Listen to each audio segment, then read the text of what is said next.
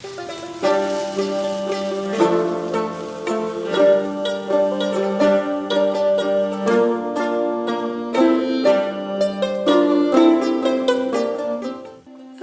so let's talk about our experience today with the Pianelle in Florence. The Pianelle. I did take them off on the way back because my feet just couldn't handle another 2 miles in them. I'm pretty confident that the originals were not intended to be hiking shoes, and I definitely treated them like hiking shoes today.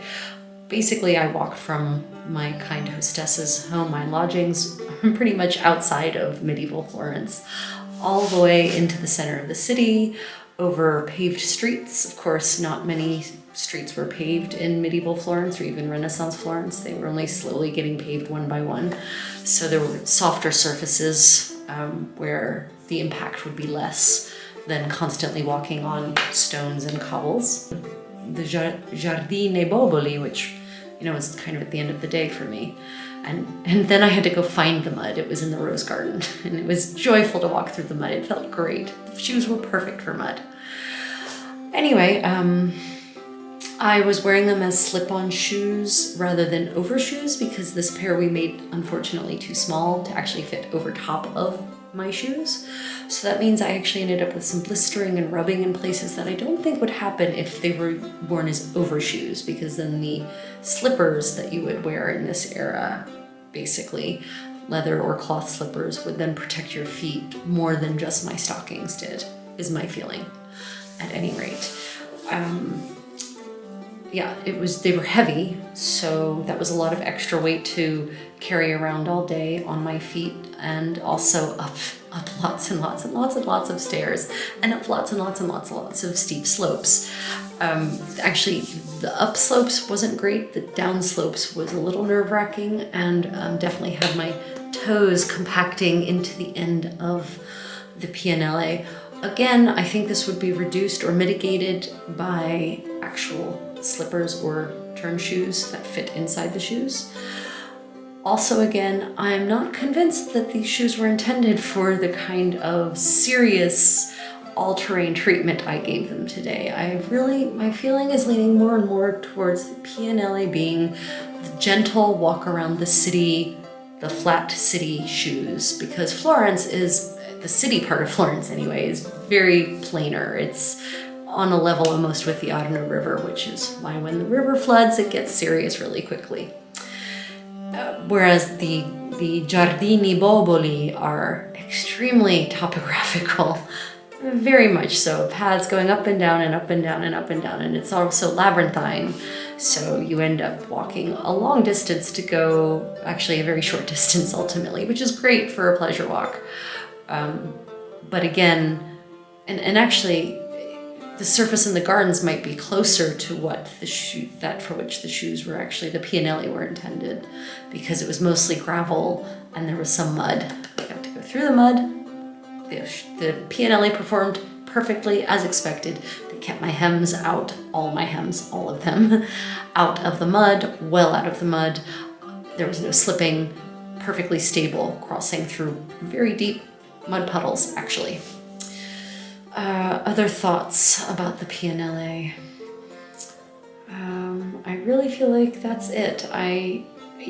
Considering the abuse through which I put them, and the sort of really, I think I probably walked easily 6 miles today, really, because I walked the several miles into town and then all around the Palazzo Vecchio, up and down stairs, all the way to the top of the bell tower, which is extremely high, and then all around Boboli, the Giardine Boboli, and in between, I never took a car anywhere. It was all on foot.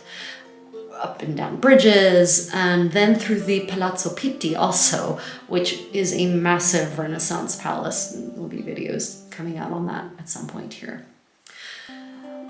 Anyway, so the shoes performed really well.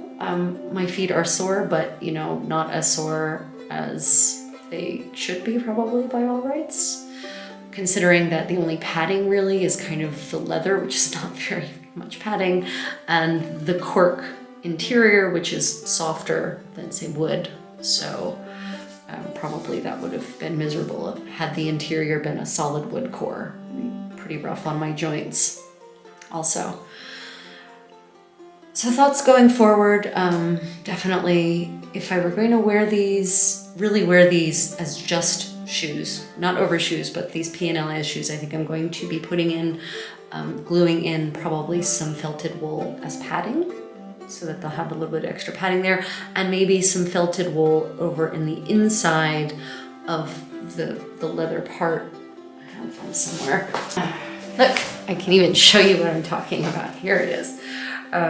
Maybe putting some wool in here, felted, nice felted wool, and some wool here to create some extra padding. And also that will then provide a little extra grip because my silk stockings slipped a lot on this very smooth leather. And I think I spent a lot of muscular effort just gripping to keep them on my feet. It was subtle, it wasn't, you know, but just the little toes kind of digging in so that I don't slip in or out, especially going uphill like this.